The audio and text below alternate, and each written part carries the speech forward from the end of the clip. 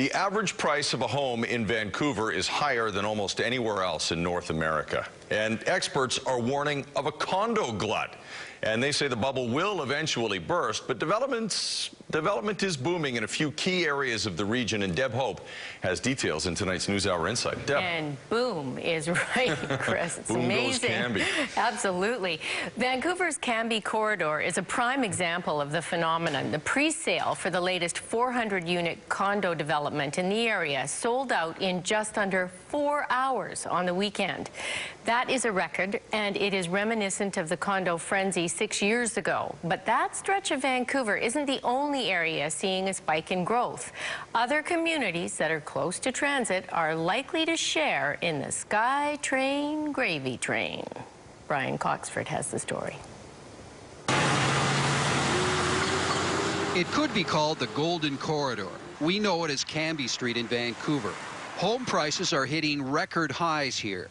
Longtime residents are cashing out as developers and speculators come with their millions. It has nothing to do with the price of the land and the home on it, but everything to do with what's underground.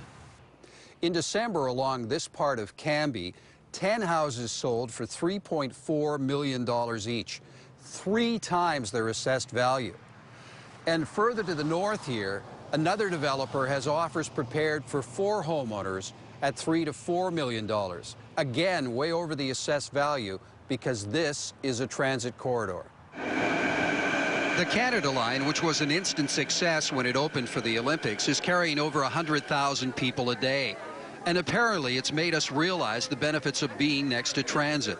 No stops and starts and tension in traffic, just a pleasant commute.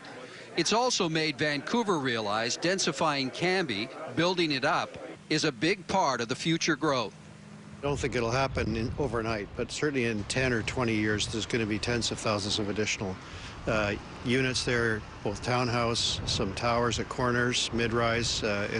It's really not as dense as many people wanted, but quite a bit denser than what we've seen up till now. The first shot for densification was fired Saturday at Cambie and Marine, where the Marine Gateway Condo project, 415 units, pre-sold in less than 4 hours, a Vancouver record.